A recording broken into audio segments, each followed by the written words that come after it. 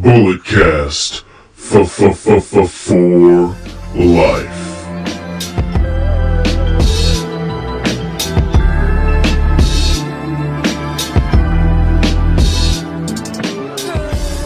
Ladies and gentlemen, it's Black History Month. I haven't done a Black Power ranking since I think Keith Lee was the NXT champion. I'm sorry. Life gets away from us, but I'm not doing it alone. And I don't have Brandon on either. I have Sir Walkins from the Jobber Tears podcast. What's going on, brother? What's up? How are you, man? Happy Black History Month. Happy Black Excellence Month. Yeah. Play the I'm Black, y'all. I'm black, y'all. I'm blacker than black, and I'm black. Oh my god! Every time they play that on Cheap Heat when Stat Guy Greg does his Black Power rankings, I pop. It's hilarious. Yeah, it's just hilarious, man. But yeah, I mean, we have Sir Walkins from the Jobber Tears podcast. You guys do great work, man. I appreciate it, man. I appreciate it. It's we've been doing it. This is our third year, officially our third year in of being a brand in general. So it's been fun. It's been real rewarding building something that people gravitate towards and enjoy.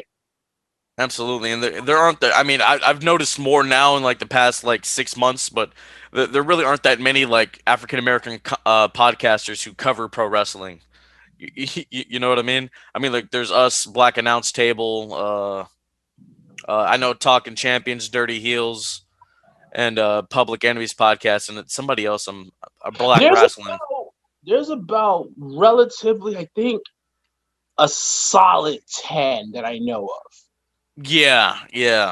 So I think I can name from New York alone. There's Talk of Champ. They're not really a podcast, but they're a podcast. Talk of Champions.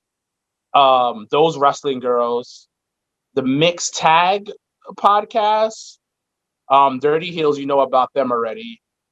There's a new guys on the block called Backstage Brawl. Yeah, I know about those guys. They're pretty dope. Damn. I'm just talking about New York, but you're right. I think it's like that I know that are Black or Hispanic is like 15 that I know of. Not that many compared to like the 100 of everybody else. Yeah, absolutely. Maybe we should just start a giant podcast network or something. Wrestling. Absolutely. But let's jump right into the Black Power ranking. So here we go. Honorable mentions. I'm going to give it to Tasha Steelz and Kiera Hogan. They just recently became the new Knockouts Tag Team Champions over in Impact. The Knockouts Tag Team titles haven't been a thing since I think like 2013 when ODB and Eric Young had them.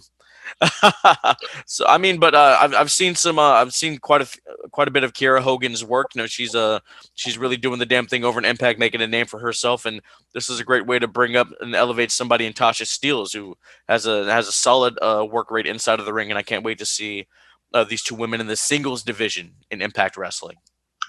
Yeah, I've seen Tasha's work because she's located in New York. So I've seen a lot of her stuff on the independent scene.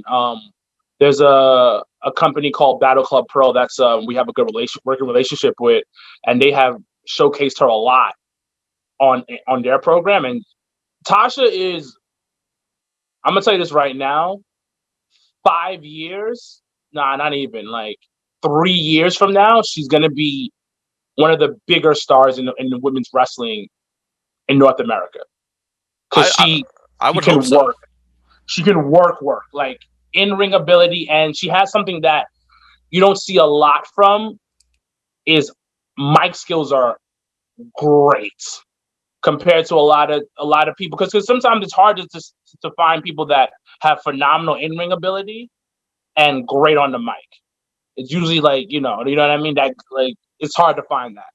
But yeah, you those are great honorable mentions, brother. Absolutely. I really don't dip into Impact a lot anymore, but when I see something of note, I'm like, okay, that's interesting. And of course, you could throw like Rich Swann in there with what he's doing with their world title and Moose, what he's doing with the TNA championship, and I think they're supposed to be having some kind of unification match sometime down the road. So we'll throw them on the honorable mentions as well. But on the official list, we have 6. So number 6, Reginald the Sommelier for Carmella on SmackDown. I mean, he's really elevated her character because she's. I Hmm. mean, I love the moonwalking, trash talking Carmella. Don't get me wrong, but this new character, I don't know what we're supposed to exactly call it, but the guy, his facial expressions, and then of course his athleticism with the match that he had with Sasha Banks. I mean, the guy has something. Hmm. There's some charisma that's oozing off of him whenever he's just pouring Carmella a bottle of bubbly. you know. Yeah, the dude's good. I enjoyed his little low key intergender match between him and Sasha, and then the dude has talent. He's a former circus performer, which is why he probably does all the cool stuff that he can do. I didn't even know that. Yeah, I because when he showed up, I was like, who the fuck is this guy? So I was like, yo, let me do some like random research on it. I was like, oh, you were in the circus. This makes sense. Why you're so athletic, the way you move. But yeah, I thoroughly enjoy it. Like you said, it helps out Carmella, but that rub is gonna help him later on. Later on, there's a couple of people that's getting the rub low key right now, like Omos, whatever his name is, with AJ. I am a fan. Like I am a legit fan, but that's because AJ is showcasing him. He's doing stuff with AJ, and this Reginald was doing with Carmella is fucking awesome. And you're 100% right. This you see the charisma in him. You see the it factor. Absolutely, almost an AJ. I guarantee they're going to be tag champions sometime down the line. Has to be. Yeah, Has to be. that'll give almost some gold. AJ will he'll get the triple crown and the grand slam in that. So I think that'd be some good business moving on down the line. Coming in at number 5, we have the new MLW middleweight champion, the man of the hour, Lio Rush. Mhm. He left WWE. He's been working on some other projects in the music world, but he came back into wrestling at GCW events last year when COVID was really at its height. But I mean, him and MLW, man, it's really elevated them because MLW, it's a hidden gem. It's really a hidden gem, kind of like what ECW was. Like, I'm not talking about the hardcore, but like Eastern Championship Wrestling back in the early '90s. We got guys like Benoit and Guerrero and stuff. And to add a guy that has a credible name who was on TV with like Bobby Lashley and whatnot, that elevates their brand. Yeah, it's pretty dope, man. Like seeing Leo do what he's doing and getting the freedom to be who he is, you see how talented he is. Like we saw how talented he was in that WWE realm where they're a lot more structured. But seeing him on MLW do what he wants to do and being creative, like you saw the body paint that he had on recently, like he's trying out new ways of showcasing his talent and his charisma has been awesome. Leo is different, man. It's different, man. Like once again, like I talked about original, is like it's having mic skills and able to perform in the ring. That is amazing. And you talk about MLW being a hidden gem. Our co-host on the Jobber Tears podcast, Janelle from HR, she's been messing with MLW for a while, and when she put us on, I was like, yo, this is some good stuff. They've been to New York a couple of times, and I've seen their shows, and it's like good wrestling, just really good wrestling. No, absolutely, man. So I can't wait to see what Leo Rush continues to do in MLW. Maybe flirt with a possible heavyweight title match with Fatu. Something. I don't know. It could happen. We don't know. I wouldn't be mad at that. I wouldn't be mad. Fatu made his name out here in the Bay Area, and hey, that dude is legit. Like I don't need to. If you've seen, you already know that dude is legit. Oh yeah, I'm surprised he hasn't signed to WWE. I, maybe I don't know, man. Maybe he could have been what Umaga was supposed to be. Definitely. Because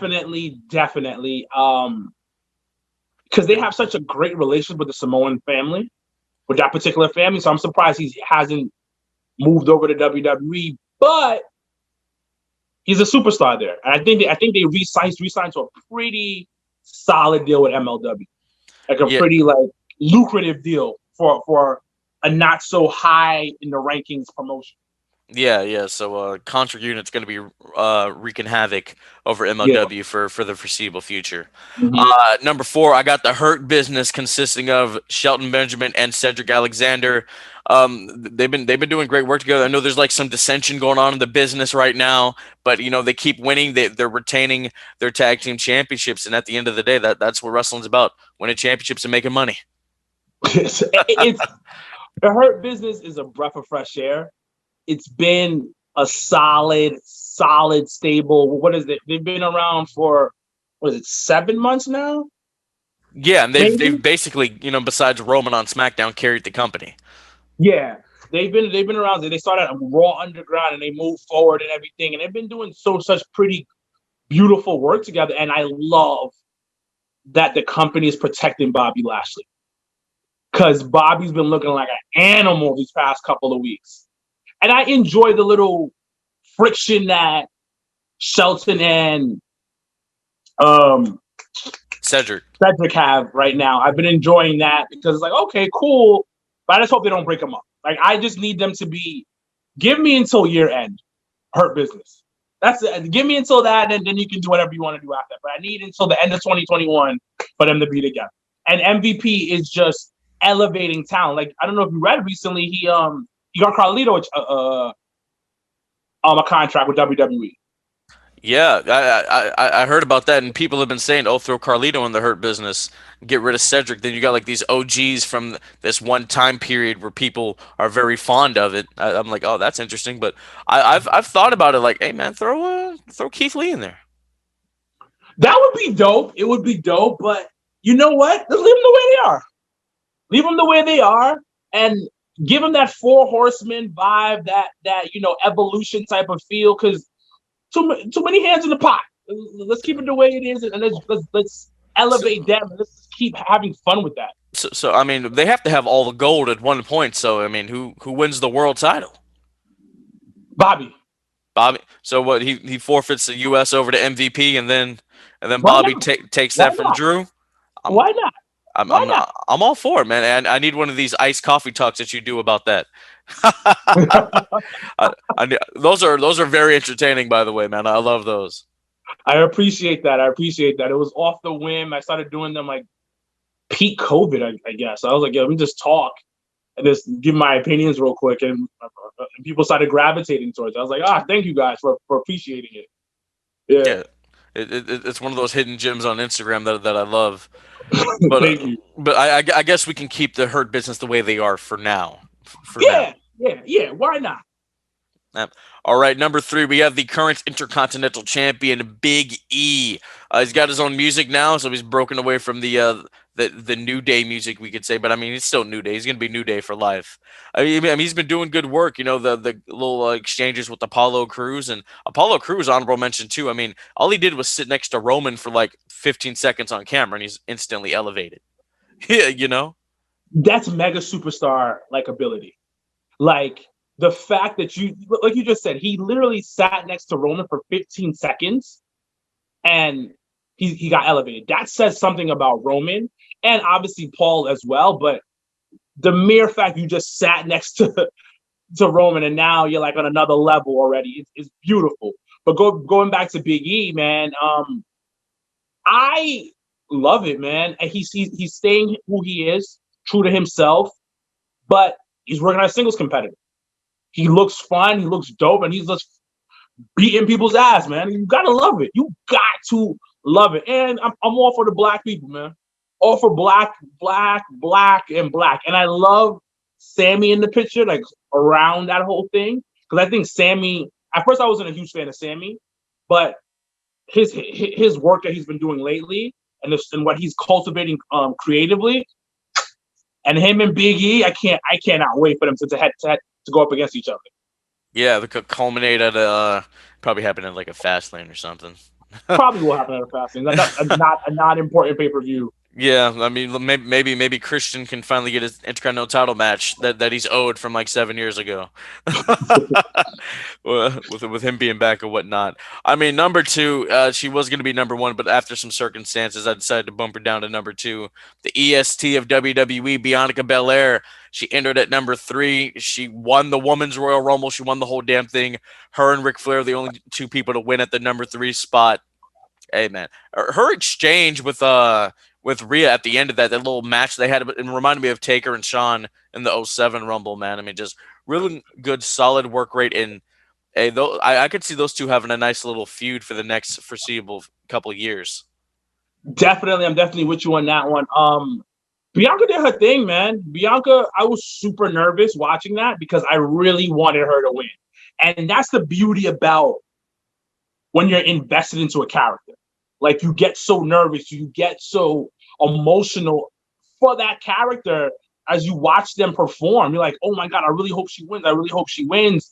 And I hate the people that's hating on her and said her feet hit the floor when they did not hit the floor. Because if you watch the video back, her feet never touched the floor. But they keep putting out this screenshot of where it looks like her feet touched the floor. But if you watch the video, feet never touched the floor. And I got and you haters out there, shut up. Because she definitely fucking won that Royal Rumble. And her speech at the end, it was pure emotion. How can you not like that? And she's grown over the years. And I love that they did a slow build for her over 2+ years. A slow build to where she's at. And then she's developed and gotten better and better and better and better. So round of applause for Bianca Belair. All for it. And I just hope they continue building on her and she continues getting better.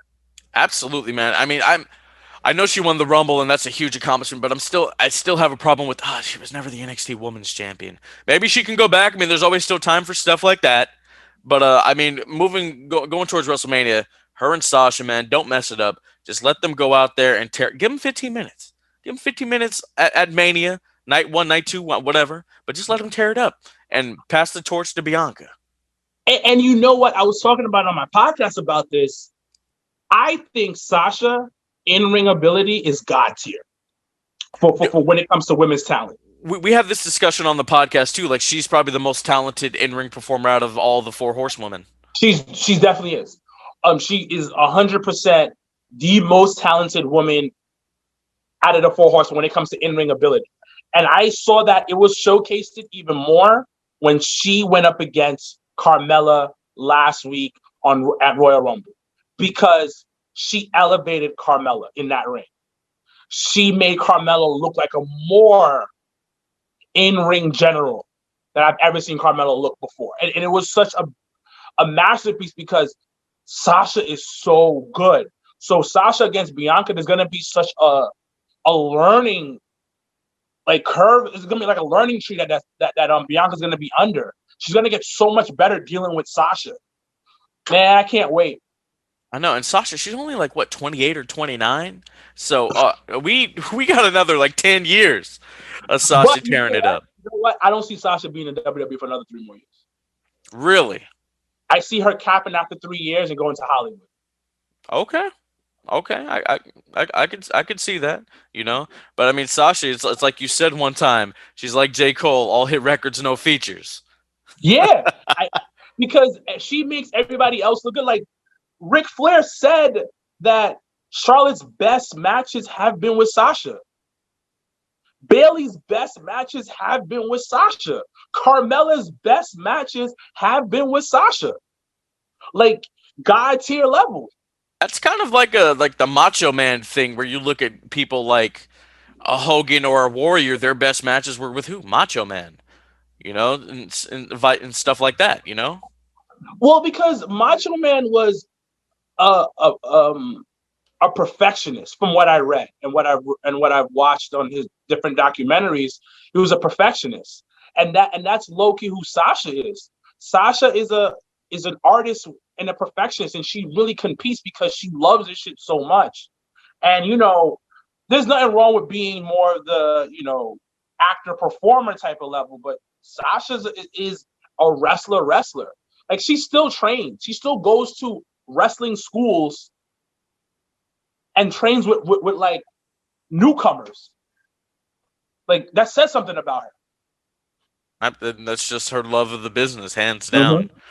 But seriously, like I said, I mean, her and Bianca, let them tear it up for 15 minutes at Mania, pass the torch. I think it's gonna be something special. And then number one, it happened earlier today, and unfortunately, Hacksaw, the natural Butch Reed, passed away at the age of 66. Butch Reed's most notable for his run in WCW as one half of Doom with Ron Simmons, managed by Teddy Long. They were it's crazy. They were only one-time tag champs. I thought they had it like at least 4 times. I guess not. But I mean that's another guy that should have won the world title. Of course, but you know how it is. Yeah. We have we got Ron. We got Ron, which is still a huge accomplishment. But I mean, what are your thoughts on Butch Reed? Were you a fan of his work? You know a lot about it, or what? I knew a solid amount because of Ron. I'll be honest with you, it was because of Ron. So I looked at Butch Reed stuff. Like, it's really kind of fucked up when the person was a complete package and didn't get the push that they deserve. Because dude looked amazing, super athletic, solid mic work. Why wasn't he doing more? Also, you knew he had solid work in the ring, and he also and he was durable because his career ended in 2011, and he was wrestling for over, I think, if I'm correct, over 20 years, Yeah, like 25 years I maybe. think his debut was in '78. Yeah. So what that says is is homeboy's durable, because one of the things that I've always read is that why certain people weren't put into that championship slot was because they couldn't stay healthy. They always kept getting injured. So that's because you have to be dependable. But the dude obviously was dependable and didn't get the title, but regardless, he helped break down some doors. All black tag team winning the title, that's huge, especially during the time that he was coming up. And WCW had that racial lawsuit against them. So it's huge for them to win a title there. But it's also sad that somebody who is a complete package didn't get the love that they deserve. Absolutely, man, 100%. I mean, R.I.P. to Butch Reed. He did some really great work. I wanted to have him on the show. I was thinking about that, but then that can't happen now, which sucks because I just Yeah. wanted to hear old stories about the territory days. And I mean, he was the first dude black guy to dye his hair blonde, and it looked cool. He started a whole trend about like 25 years later. brothers with blonde hair. Shout out to him for that one. I know that's how we got the gold standard in Shelton Benjamin. Yep. He actually kind of looks like Shelton. And his young years, he kind of looked like a bigger media version of Shelton. Pause. Hey, that's actually kind of true. Wilkins, brother, I want to thank you for coming on the show. Where can the people find you? To find me, you can find me at Sir Walkins. So that's SIR_WILKINS. That's on all forms of social media. Also, please follow the Jobber Tears podcast page on Instagram. It's THERJOBBER podcast on Instagram, and on Twitter we are Jobber Tears, JOBBER Tears, TEARS. Thank you, man. Thank you for having me. No, absolutely, man. Before you go, I got to ask you, where did the Jobber Tears podcast name come from? So it was interesting because I used to be part of another podcast, and it was like creative differences that we had. And then, we decided, me and my best friend Janelle from HR decided to branch off, and we brought my brother on board. So we sat in Legends Bar for about 2 hours, trying to figure out names for the podcast.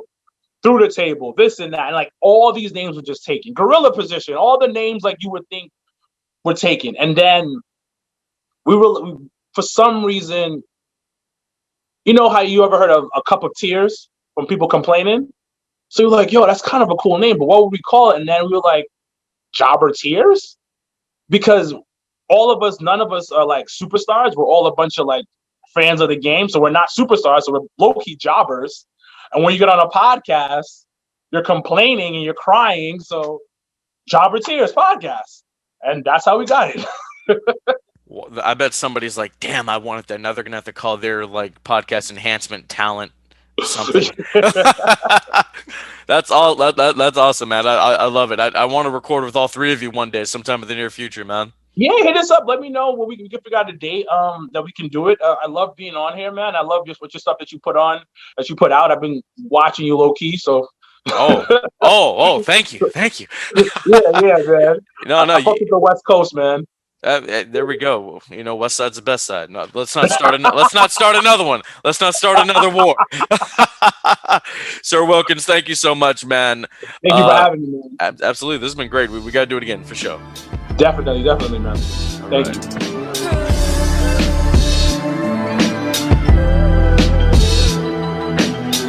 This has been the Bulletcast. Thank you for listening.